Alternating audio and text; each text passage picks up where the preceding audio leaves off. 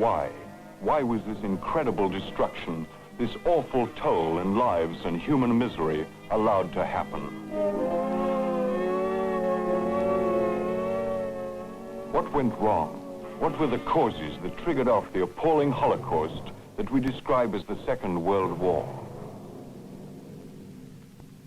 The causes of the war were many and varied, but most of them were spawned by the First World War. The victorious Allied troops had fought in the hope that this was to be the war that would end wars.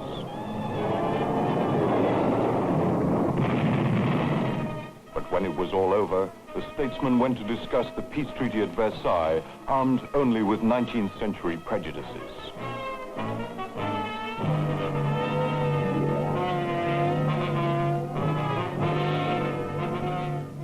The idealism of President Woodrow Wilson would soon be shattered by the harsh practicalities of his European partners. They were determined that never again would the Germans have the opportunity of ravaging France. The treaty dismembered Germany and its allies, the Austro-Hungarian Empire and the Ottoman Empire. These large and powerful states were to be broken up so that the various ethnic groups they contained would have their own separate countries. Unfortunately, however, this checkerboard of small independent nations would prove to be too weak to defend itself against an embittered and vengeance-seeking Germany. Instead of healing old wounds, the Treaty of Versailles only succeeded in creating a new discontent. More drastic solutions would soon replace the fumbling of the diplomats.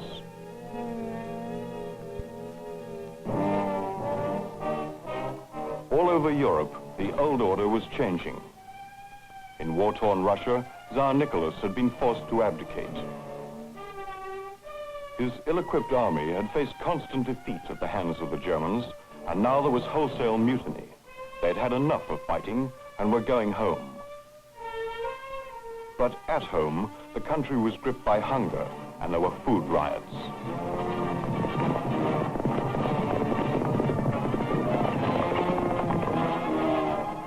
The Bolsheviks, capitalizing on the unrest and promising land to the peasants, seized power with the help of the disgruntled and mutinous army.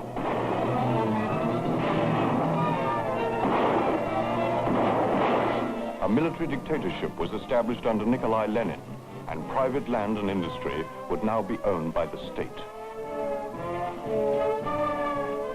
Lenin called for an international communist revolution, urging workers everywhere to overthrow their governments and sweep away the rotten world of Western capitalism. In Italy, the dismal poverty of the peasants, the corruption of its politicians, and the desire of its people to renew the glories of the past were exploited by the fascists of one Benito Mussolini. Another totalitarian state was in the making.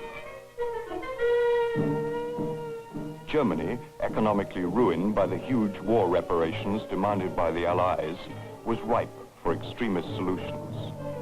Ruinous inflation, mass unemployment, and hunger touched off rivals.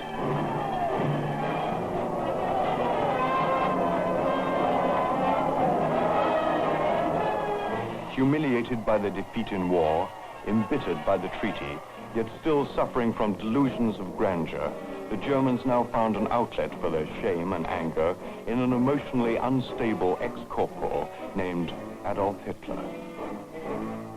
He was the leader, the Führer of the National Socialist Party, and the lies and perversions of his Nazi doctrine found an eloquent spokesman in Dr. Joseph Goebbels. For a nation that was torn by social revolution and haunted by the specter of communism, Hitler had solutions.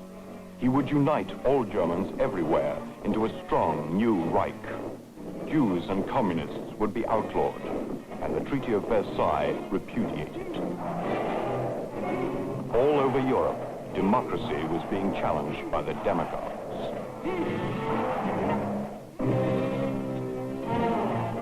But in America, the people, sick of war and suspicious of European politics, deliberately turn their backs and try to isolate themselves from the international scene.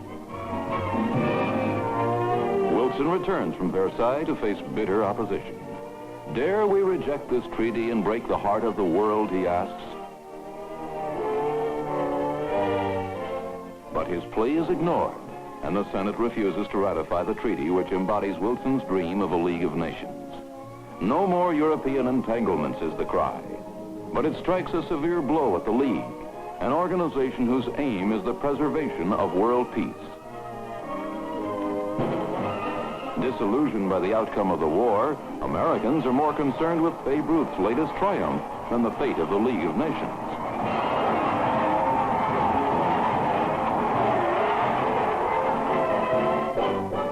A new dance craze sweeps the nation.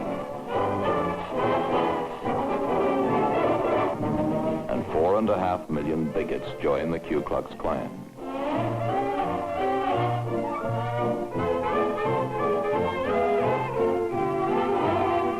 One refreshing incident. A young male pilot tries to fly the Atlantic alone. When he touches down in Paris, the world goes wild with excitement and relief. Charles Augustus Lindbergh, America's ambassador of the air. But back home, it's business as usual. Everyone is buying stocks and the market is booming. Even Germany experiences a fresh burst of prosperity. And Hitler is almost forgotten. Heavy war reparations are still being collected, but she is able to pay her debts from the even larger sums of money being lent her by the United States. Such is the economic absurdity of the times. And every day the stock market climbs to new heights. Some feel that stock prices have reached a precarious position. But who is going to pay attention to reason at a time like this?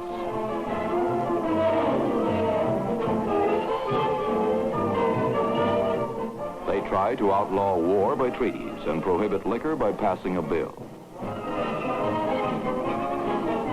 Neither measure is very successful.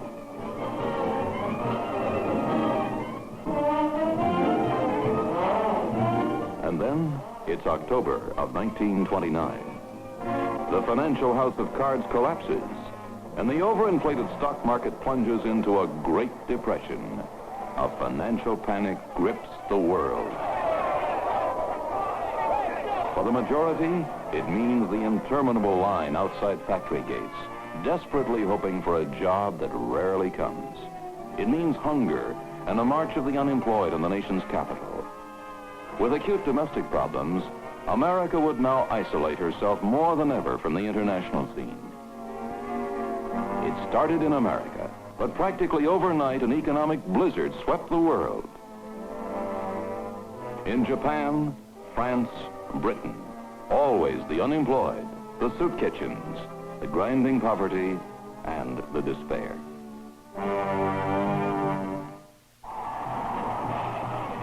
To the Nazis, the Depression was a source of great satisfaction.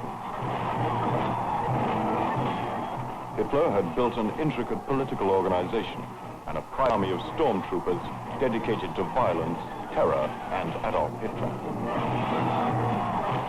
Now the Nazi movement grew fat on the wholesale unemployment and discontent.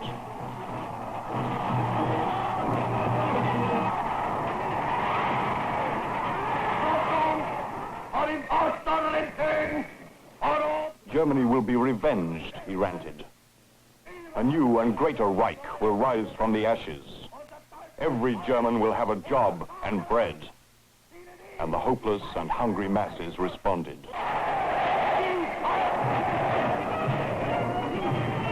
In the 1930 election, they did well. By 1932, the German people gave the Nazis enough votes to make them the largest party in the nation.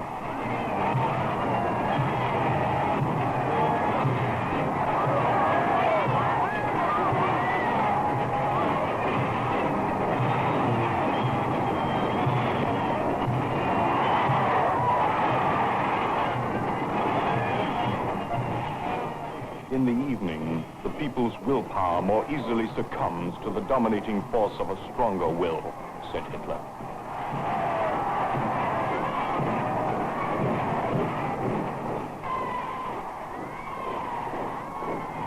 by the failure of German democracy, supported by the selfish interests of the army and big business, Hitler's star rose, and the aging President Hindenburg appointed him chancellor.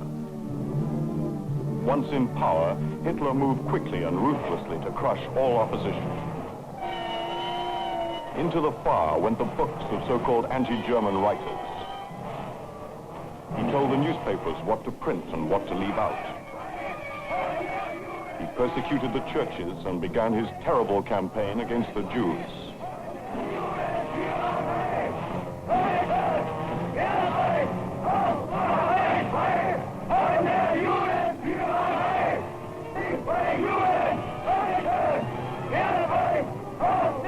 With the terror of the Gestapo and the concentration camps, he liquidated his political opposition. Surrounded by fanatical henchmen like Hermann Goering, the ex-corporal legislated by decree. Now there was only one law in the Third Reich, a state in which the life and liberty of every German were in the hands of one man, the Führer.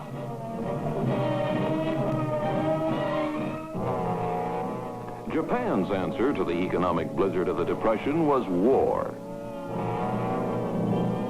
First, an invasion of Manchuria, and then China.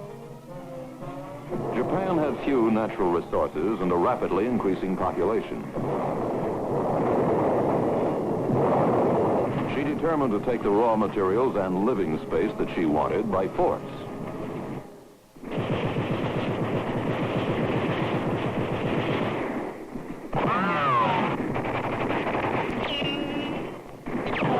Western reaction was disheartening. The League of Nations protested and President Hoover applied meaningless moral sanctions. Not surprisingly, the Japanese ignored both the League and Hoover. The campaign went well, and the militarists became the controlling factor in Japanese politics.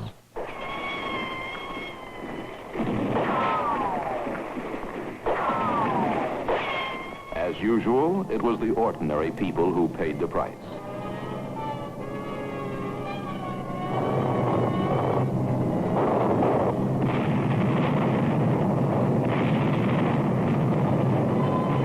The orgy of burning, looting, and mass murder which accompanied the Japanese onslaught aroused anger and sympathy in the democracies, but no action. This bloody war would drag on for 13 bitter years, and through it all moved the refugees.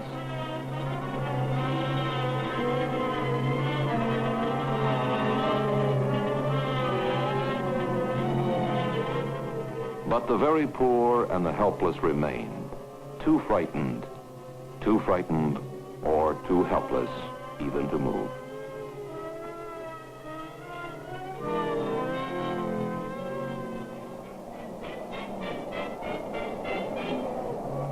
Mussolini, now solidly entrenched as the fascist dictator of Italy, felt, just as the Japanese had, that a smashing foreign conquest was needed to take Italian minds off the high prices, unemployment, and political oppression. His dream was of a new Roman Empire.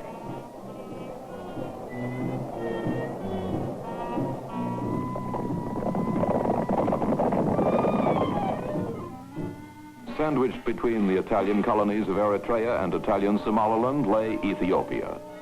It was poor and backward, but it was rich in raw materials. To Geneva and the League of Nations came Ethiopian Emperor Haile Selassie. He told them, should it happen that a strong nation may with impunity destroy a small people, the West will perish.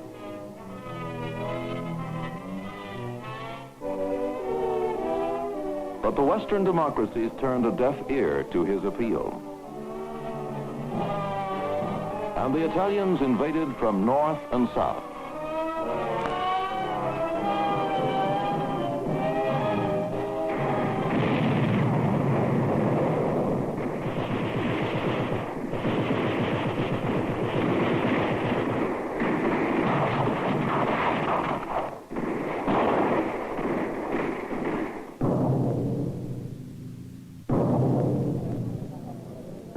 The drums of war beat out, and the barbaric natives rallied to the King of Kings. Mussolini had roared that it was Italy's fascist duty to civilize these backward savages who owned slaves. Against the spears of Sulassi's cavalry, the Roman legions brought the civilizing influence of armor plate, flamethrowers, high explosives, and mustard gas. Mussolini's son-in-law and his two sons took part in the bombing.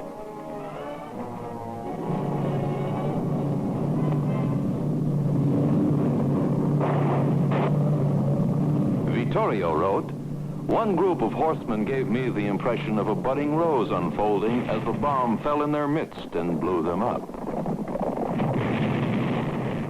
It was most entertaining. In 6 months, it was all over. Once again, Britain, France, and the United States had stood aside. They had only paved the way for what was to come.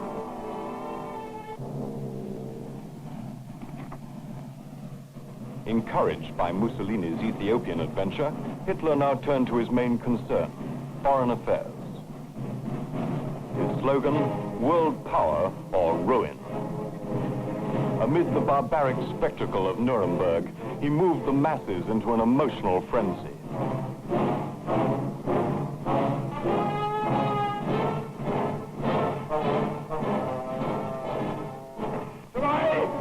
Drei Monate begangen sind, die alle Terror mit Jahrhunderte währender Garant. Fabriken werden gegründet, strategisches deutsches Volk und unser liebes deutsches Reich. Mit dem Tag hat sich an Woche um Woche...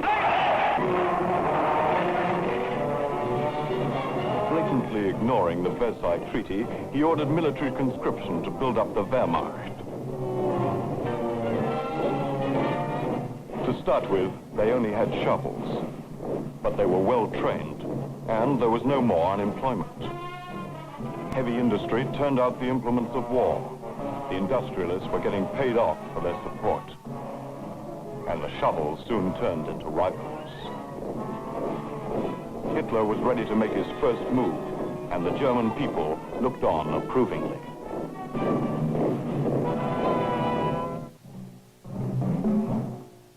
To offer France some protection from German invasion, the Treaty of Versailles had created a demilitarized zone of German territory along the Rhine. Now, Hitler determined to restore Germany's sovereignty. Only 2 hours after proposing a peace pact with Britain and France, he sent in troops to occupy the Rhineland.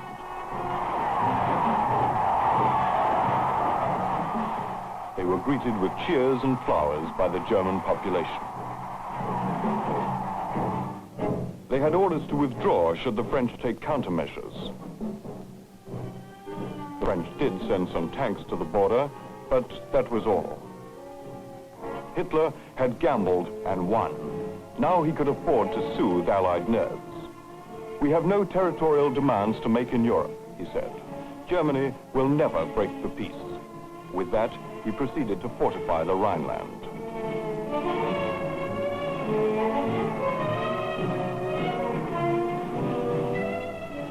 Once having secured his western border, he could start his drive towards the east and the black soil of the Ukraine.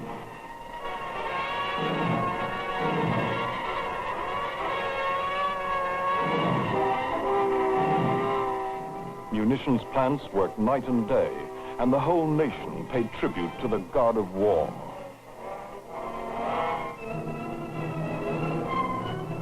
In the face of Hitler's rearmament and his announced intention to conquer the world, why didn't the democracies act to curb Germany's menace to the peace?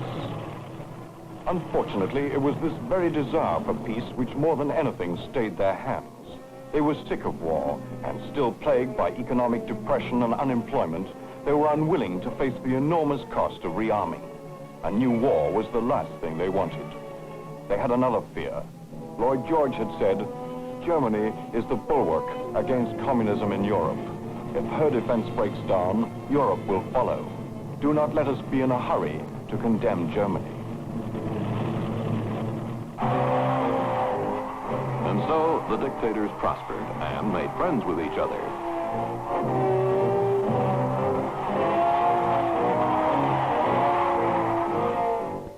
In 1936, Hitler and Mussolini went into partnership and formed the Rome-Berlin Axis. In the same year, they joined forces to aid another fascist, this one a Spaniard, his name, Franco. Franco's aim was the overthrow of the democratic Spanish government, a government that was trying to overcome the poverty and illiteracy of the people. Hitler and Mussolini sent troops, planes, tanks, and guns to his aid. They used Spain as a training ground to combat test their men and weapons.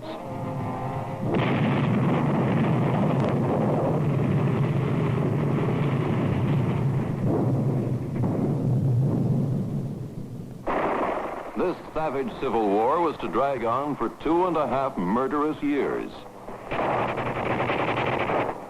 The democracies, always afraid of war, refused to help the Republican government in its fight against fascism.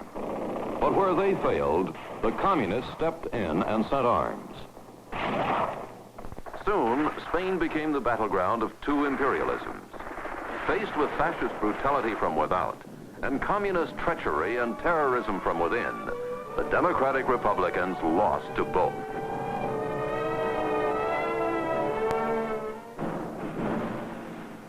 In 1938, Hitler annexed Austria.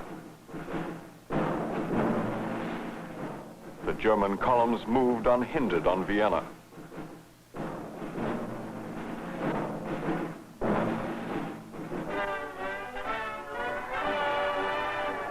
It has been estimated that probably half the Austrians regarded Anschluss with their strong neighbor as a blessing, at least to start with.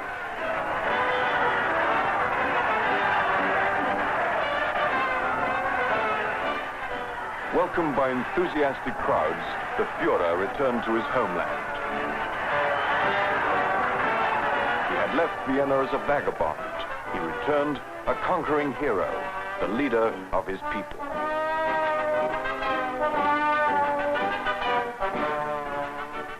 Without a shot having been fired, Austria had become a German province, and Hitler's power and prestige soared at home and abroad.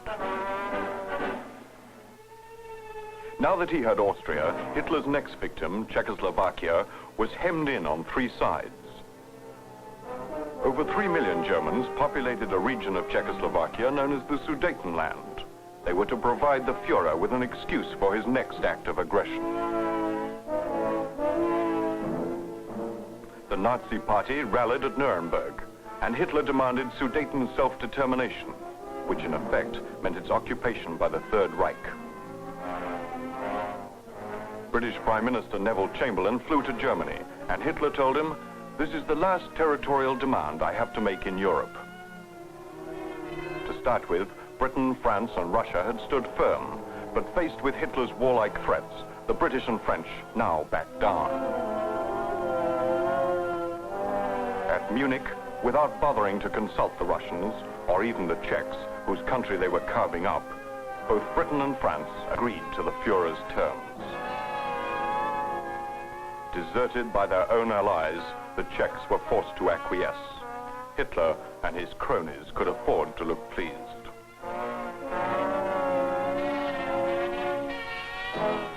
Chamberlain declared, "This is the second time there has come back from Germany peace with honor. I believe it is peace in our time." What was so honorable about selling one's ally to the Germans was not explained. And Winston Churchill remarked, "We have sustained a total and unmitigated defeat." On October the 1st, 1938, German armies marched into an unresisting Sudetenland. 4 months later, having completely duped Chamberlain, Hitler violated the Munich Agreement and took over the rest of Czechoslovakia.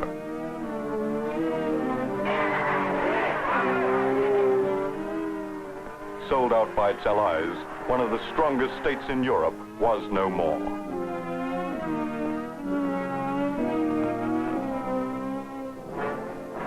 Austria, Czechoslovakia, Hungary reduced to a Nazi satellite. Hitler was now in control of the vital heartland of Europe and in a strategic position to dominate the continent.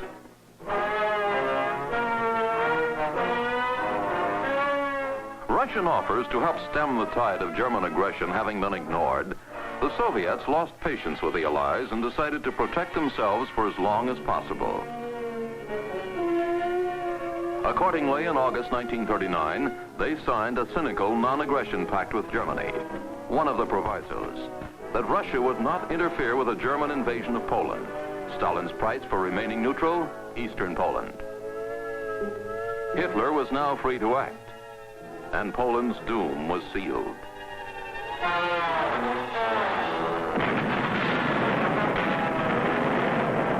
On September 1st, 1939, the weather perfect for mechanized warfare, Hitler unleashed his blitzkrieg.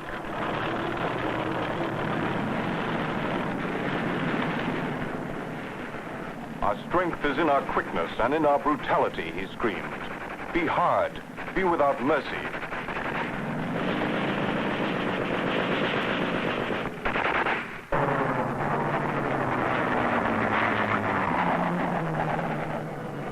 Having guaranteed Polish boundaries, Britain and France were now forced into war.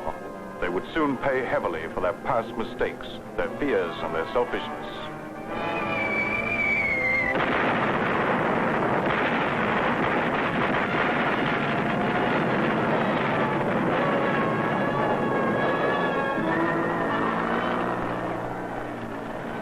President Beneš of Czechoslovakia had said, "Freedom will never belong to those who will not die for it." A black stain had been allowed to spread across Europe. To eradicate it, men would have to fight. To preserve their freedom, men would have to die.